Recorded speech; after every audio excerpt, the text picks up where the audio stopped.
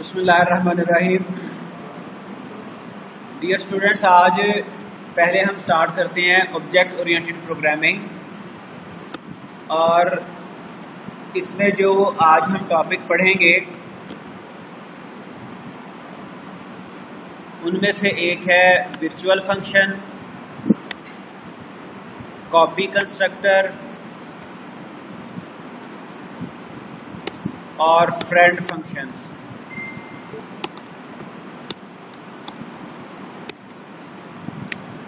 ये तीन टॉपिक हम देखेंगे। सबसे पहले हम देखते हैं वर्चुअल फंक्शंस।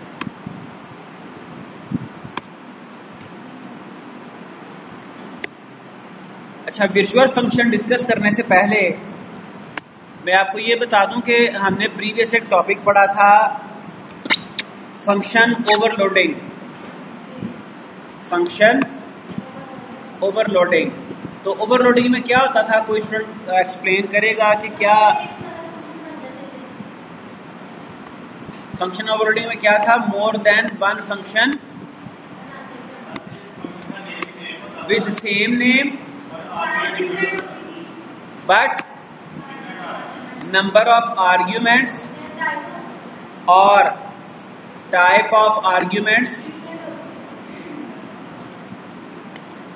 Are different. ठीक है जी, ये कॉन्सेप्ट था फंक्शन ओवरलोडिंग का। तो वर्चुअल फंक्शन में जो कॉन्सेप्ट हमारा बेसिकली वर्क करता है वो है फंक्शन ओवरराइडिंग। Function overriding. अब जो फंक्शन ओवरलोडिंग का कॉन्सेप्ट था, ये इसका ऊप के साथ कोई ताल्लुक नहीं है। ऑब्जेक्ट ओरिएंटेड प्रोग्रामिंग के साथ इसका ताल्लुक नहीं है। मतलब आप सिंपल प्रोग्राम में भी फंक्शन ओवरलोडिंग कर सकते हैं। सिंपल आपका प्रोग्राम है, क्लासेस नहीं है। सिंपल प्रोग्राम से मुराद क्या है? Without classes. ठीक है, उसमें भी आप फंक्शन ओवरलोडिंग यूज कर सकते हैं। लेकिन जो फंक्शन ओवरराइडिंग है, ये इट इन्वॉल्व्स इनहेरिटेंस। ठीक है, इसका ताल्लुक इनहेरिटेंस के साथ है। पहली बात, इनहेरिटेंस के साथ कैसे है कि parent class have a function. ठीक है जी, as well as child also have function with same name. सिर्फ सेम नेम नहीं, with same number of arguments and types of arguments. In other words, ताकि आपको बात आसानी से समझ आ जाए, function must have same name. ठीक है जी, एक तो उसका नाम भी सेम है, same number of arguments plus same types of arguments.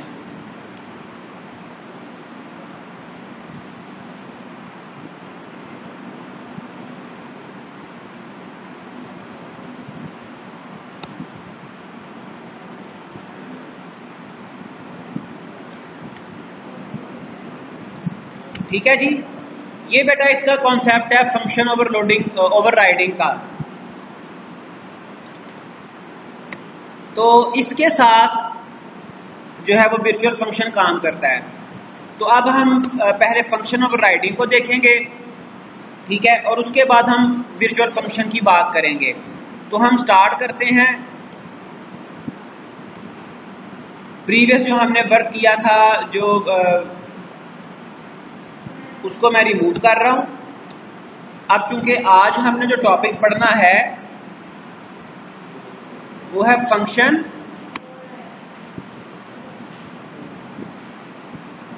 Virtual function और उसके साथ साथ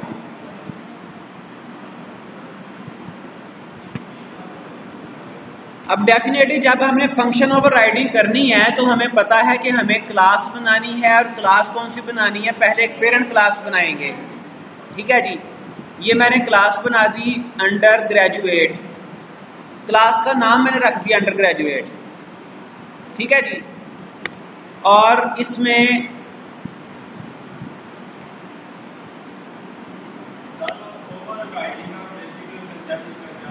ओवरराइडिंग का बेसिक कॉन्सेप्ट क्या है, आपका क्वेश्चन ये है कि ओवरराइडिंग का बेसिक कॉन्सेप्ट क्या। मैं बेटा आपको बेसिक कॉन्सेप्ट पहले बता चुका हूं।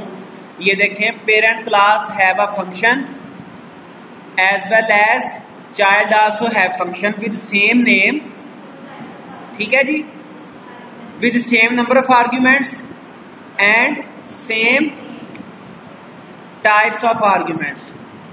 ये है कॉन्सेप्ट असल में ओवरराइडिंग का।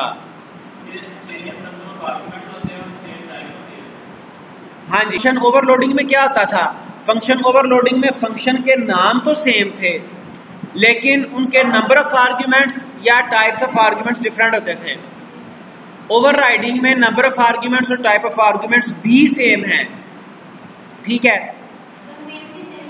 नेम भी सेम है। अगर नेम सेम नहीं है फिर तो कॉन्सेप्ट ही कोई नहीं बचता ना, फिर तो दो डिफरेंट फंक्शन है। ठीक है, फिर तो दो डिफरेंट फंक्शन है, फिर तो कोई ऐसा कंफ्लिक्ट, कोई ऐसा प्रॉब्लम है ही नहीं। सेम नेम होने के साथ ओवरलोडिंग है, सेम नेम के साथ ही ओवरराइडिंग का कॉन्सेप्ट है। अब ये देखें, ये मेरे पास पेरेंट क्लास है, इसको मैं जाहिर बात है चाइल्ड क्लास के साथ ये क्लास इनहेरिट करूंगा तो ये पेरेंट बन जाएगी। फिलहाल इसको मैं पेरेंट बनाना चाह रहा हूं। इसमें कोई भी मैं वेरिएबल डिक्लेयर कर देता हूं, इंट मॉडल। अब चूंकि वो बाई की बात हुई तो मैं मॉडल कह रहा हूं। अंडर ग्रेजुएट हम स्टडीज की बात कर रहे हैं तो इसको कोई इस तरह का सेम हम इसमें कोई वेरिएबल डिक्लेयर करना चाहिए हमें, नंबर ऑफ कोर्सेज। ठीक है जी, इंट नंबर ऑफ सेमेस्टर्स। ये दो वेरिएबल्स हैं, दोनों कौन से हैं, प्राइवेट वेरिएबल्स हैं। ठीक है, अब यहां पर एक मैं फंक्शन बना लेता हूं, पब्लिक फंक्शन है, पब्लिक है मेरे पास, पब्लिक फंक्शन बनाता हूं सेट वैल्यूज।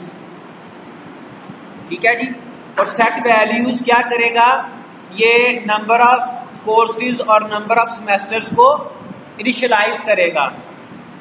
चूंकि प्राइवेट वेरिएबल्स हैं तो मुझे दो आर्ग्यूमेंट लेने हैं यूजर से, कोई भी नाम उसके रख दें, इंट ए, इंट बी। ठीक है जी, और नंबर ऑफ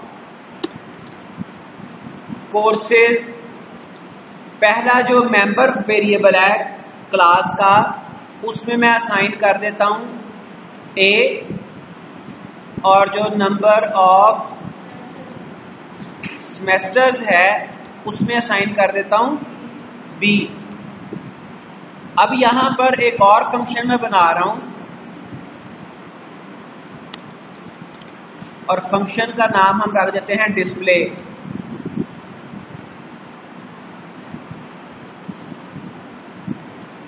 डिस्प्ले वैल्यूज। ठीक है जी, इसमें सबसे पहले मैं प्रिंट करवाता हूं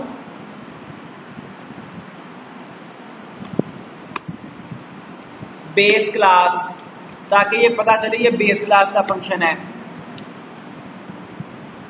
और उसके बाद मैं यहां पर प्रिंट करवाता हूं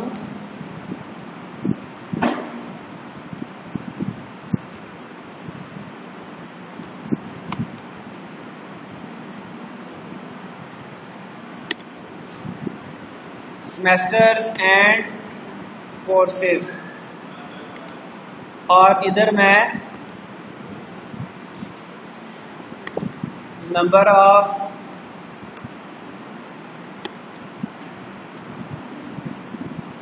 सेमेस्टर्स, सॉरी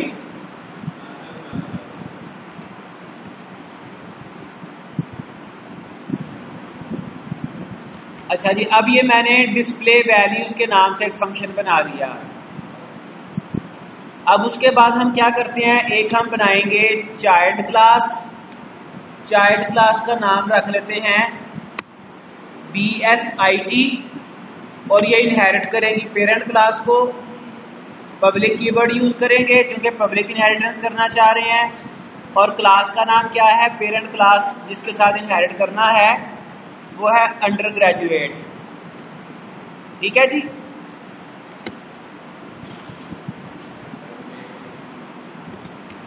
अब ये देखें, ये मेरे पास चाइल्ड क्लास है जिसने पेरेंट अंडर ग्रेजुएट को इनहेरिट किया हुआ है और इसमें मैं एक फंक्शन लिखता हूं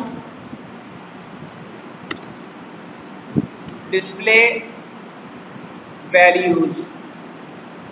ठीक है जी। अब डिस्प्ले वैल्यूज आप देख लें कि ये सेम फंक्शन है जो कि पेरेंट क्लास में भी मौजूद है।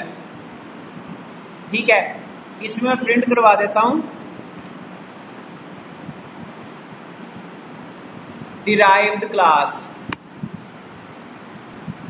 अच्छा बेटा ये देखें, ये मेरे पास जो चाइल्ड क्लास है उसमें भी सेम फंक्शन है डिस्प्ले वैल्यूज और इसमें मैंने सिर्फ प्रिंट करवा दिया डिराइव्ड क्लास। डिराइव्ड मतलब चाइल्ड क्लास। और उसके बाद मैंने क्या करना है जी, मेन फंक्शन मैं बनाऊंगा और मेन फंक्शन के अंदर इन क्लासेस के ऑब्जेक्ट्स बनाऊंगा। पेरेंट क्लास का नाम क्या था? Under graduate. और इस क्लास का मैं एक ऑब्जेक्ट बनाऊंगा ओबीजे, इसका नाम रख देते हैं इसके साथ ओबीजे पी कर देते हैं, पी फॉर पेरेंट। और एक और जो चाइल्ड क्लास है BSIT, इसका हम एक ऑब्जेक्ट बनाते हैं ओबीजे सी। ठीक है जी। अब मुझे क्या करना है, अब मुझे चूंकि पेरेंट क्लास में दो प्राइवेट मेंबर्स हैं, ठीक है, उनको मैंने वैल्यूज असाइन करवानी है by calling set values function. तो ऑब्जेक्ट है मेरा OBJ P dot set values. दो पैरामीटर्स ये ले रहा है फंक्शन, दो आर्ग्यूमेंट्स हैं, दो पैरामीटर्स देने पड़ेंगे, दो वैल्यूज देना पड़ेंगी। और पहली वैल्यू किसको जा रही है? पहली वैल्यू जा रही है number of courses, sorry number of courses को पहली वैल्यू जाएगी, नंबर ऑफ सेमेस्टर्स को दूसरी वैल्यू जाएगी। तो अंडर ग्रेजुएट में तकरीबन कितने कोर्सेज होते हैं? 120 के करीब होते हैं, 125 टोटल कोर्सेज। BS में आपके टोटल कोर्सेज जो आप पढ़ेंगे तकरीबन 130 के करीब पढ़ते हैं। ठीक है जी। जी सब्जेक्ट्स की बात हो रही है, सॉरी बेटा, क्रेडिट आवर्स 130 के करीब होते हैं, कोर्सेज कम होते हैं। कोर्सेज का अगर अंदाजा लगाएं, हर सेमेस्टर में 6 कोर्सेज, 6 × 8 48, तकरीबन 45 के करीब कोर्सेज आप पढ़ते हैं। ठीक है, 45 × 3 वो तकरीबन 130 के करीब। तो नंबर ऑफ कोर्सेज जब हम कहेंगे तो हम 45 कहते हैं। चलें, और उसके बाद मैंने कॉल करना है OBJ P dot display values. ठीक है जी। मैंने पेरेंट क्लास के ऑब्जेक्ट पे डिस्प्ले वैल्यूज को कॉल कर लिया और उसके बाद जो चाइल्ड क्लास का ऑब्जेक्ट है उसकी बेस पर भी मैं डिस्प्ले वैल्यूज को कॉल करता हूं। अब जो चाइल्ड क्लास का ऑब्जेक्ट है OBJ C dot display values. अब हम इस प्रोग्राम को कंपाइल एंड रन करेंगे बाय प्रेसिंग F11। देखें, it will take some time. जी बेटा, इसने ये वैल्यूज तो डिस्प्ले कर दी हैं, तो थोड़ी सी ना इसकी फॉर्मेटिंग आउटपुट की हमें करनी चाहिए थी। तो ये पहले आ गया बेस क्लास, उसके बाद आ गया सेमेस्टर्स एंड कोर्सेज, तो 8 सेमेस्टर्स 45 कोर्सेज। उसके बाद प्रिंट हो गया डिराइव्ड क्लास। चूंकि जो चाइल्ड क्लास थी उसमें मैंने सिर्फ डिराइव्ड क्लास ही प्रिंट करवाया था। ठीक है, तो थोड़ी सी मुझे फॉर्मेटिंग करनी है इसकी आउटपुट की, फिर हम आगे चलते हैं। फॉर्मेटिंग करने के बाद एक तो ये डिराइव्ड क्लास से पहले मैं बैकस्लैश लगा देता हूं ताकि नई लाइन पे चला जाए। उसके अलावा ये सेमेस्टर्स एंड कोर्सेज, और इसके दरमियान मुझे थोड़ी स्पेस दे लूं और एंड प्रिंट करवा देता हूं। अब दोबारा इसको मैं कंपाइल एंड रन कर रहा हूं,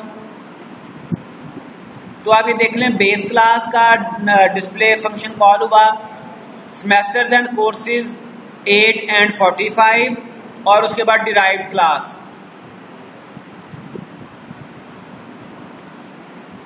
जो मेरा पेरेंट क्लास का जो फंक्शन है डिस्प्ले वैल्यूज, इसको मैं वर्चुअल फंक्शन बना देता हूं। वर्चुअल फंक्शन बनाने के लिए सिर्फ वर्चुअल का कीवर्ड लिखना पड़ेगा, ठीक है। अभी इसका बिहेवियर देखते हैं। अब इसका बिहेवियर क्या है, मैंने सिर्फ पेरेंट क्लास के फंक्शन को वर्चुअल फंक्शन बना दिया और मैंने अपने प्रोग्राम को कंपाइल एंड रन किया। अभी भी सेम बिहेवियर है, ठीक है। तो वर्चुअल फंक्शन को रेफर करने के लिए इसके साथ एक बात और रह गई थी कि जो वर्चुअल फंक्शंस होते हैं, वर्चुअल फंक्शंस क्या कर रहे होते हैं, overloading, overriding. Virtual functions run time binding करते हैं, run time binding of function, ठीक है। रन टाइम से क्या मुराद है, प्रोग्राम चल रहा है उस वक्त डिसाइड करते हैं कौन सा फंक्शन कॉल करना है। अभी तक आप देख लें कि ये पेरेंट क्लास के जो ऑब्जेक्ट था उसके साथ चाइल्ड क्लास, पेरेंट क्लास का फंक्शन कॉल हो रहा है, चाइल्ड क्लास के ऑब्जेक्ट के साथ चाइल्ड क्लास का फंक्शन कॉल हो रहा है। मैंने बेस क्लास के डिस्प्ले फंक्शन को वर्चुअल बना दिया, ओवरराइडिंग तो हो गई है, फंक्शन ओवरराइड हो गया, लेकिन वर्चुअल फंक्शन का साथ कॉन्सेप्ट नहीं मिला। तो जो हमारे पास पेरेंट क्लास है अंडर ग्रेजुएट, इसमें हम रेफरेंस पास करेंगे। पेरेंट क्लास में ये पॉइंटर्स आपने पढ़े होंगे प्रीवियस सेमेस्टर में, रेफरेंस ऑफ सम वेरिएबल। तो ये मैंने जी रेफरेंस के लिए,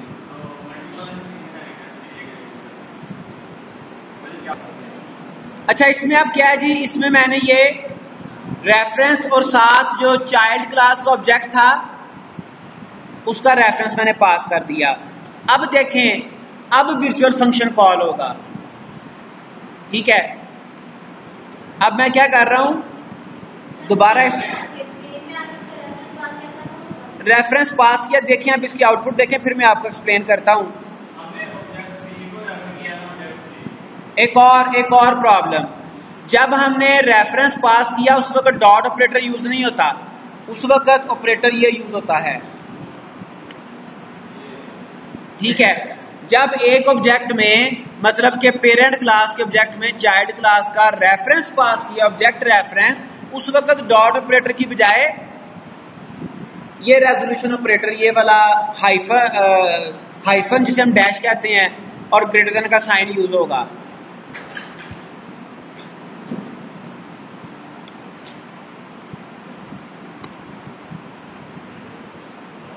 इसमें तो डॉट यूज होना था,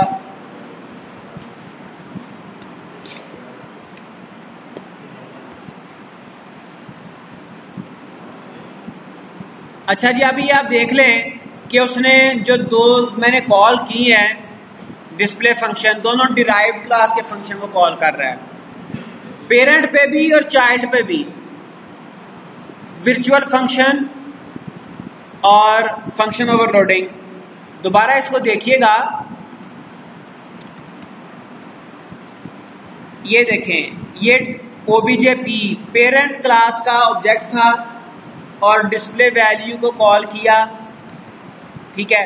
चाइल्ड क्लास का ऑब्जेक्ट था, डिस्प्ले वैल्यू को कॉल किया, तो उसने जनाब किसको असल में कॉल कर रहा है, किसको रेफर कर रहा है, जो चाइल्ड क्लास का फंक्शन उसको रेफर कर रहा है।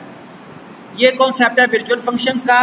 इसमें एक्चुअली हुआ क्या, जो नंबर ऑफ कोर्सेज और नंबर ऑफ सेमेस्टर्स थे ये मैं ले आया हूं चाइल्ड क्लास में, और इवन ये जो पब्लिक सेट वैल्यूज था ये भी मैं चाइल्ड क्लास में लेके जा रहा हूं।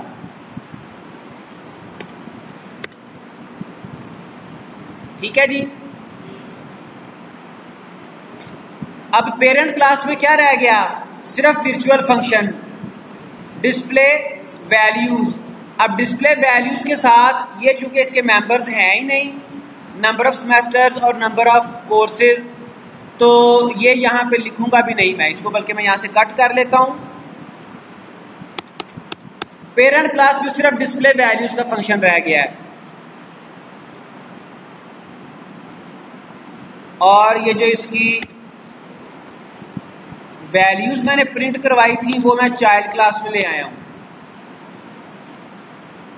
और उसके अलावा अब डेफिनेटली फिर पेरेंट क्लास में ये सेट वैल्यूज का फंक्शन भी नहीं है, इसको भी मैं कॉल नहीं करूंगा, ठीक है। ये चाइल्ड क्लास में चला गया, तो चाइल्ड क्लास से मैं कॉल करूंगा सेट वैल्यूज को, obj डॉट सेट वैल्यूज, ठीक है जी। अब हम इसको रन करते हैं, कंपाइल करते हैं, देखते हैं कोई इसमें एरर तो नहीं है। अच्छा जी, डिराइव्ड क्लास पहले प्रिंट हो गया, जो पेरेंट क्लास में हमने डिस्प्ले वैल्यू कॉल किया था वो भी डिराइव्ड क्लास ही डिस्प्ले कर रहा है। सेमेस्टर एंड कोर्सेज 0 एंड 56 ये गार्बेज वैल्यू लेके आ रहा है। फिर डिराइव्ड क्लास 8 एंड 45 ये वो वैल्यूज हैं जो हमने अभी उसमें पास की थी सेट वैल्यूज फंक्शन को कॉल करते हुए। पहले जो वैल्यूज आई हैं ये गार्बेज वैल्यूज हैं, लेकिन यहां से ये समझ आ रही है कि हमारे पास डिस्प्ले वैल्यूज का वाला फंक्शन चाइल्ड वाला ही कॉल हो रहा है। बात समझ आई? जो पहले 0 एंड 56 आ रहा है ये गार्बेज वैल्यूज आ रही हैं, और उसके बाद 8 एंड 45 ये हमने जो सेट वैल्यूज का फंक्शन कॉल किया है उसके जरिए से सेट हो रही हैं। तो ये बेटा सिंपल सा कॉन्सेप्ट है वर्चुअल फंक्शंस का, फंक्शन ओवरराइडिंग का,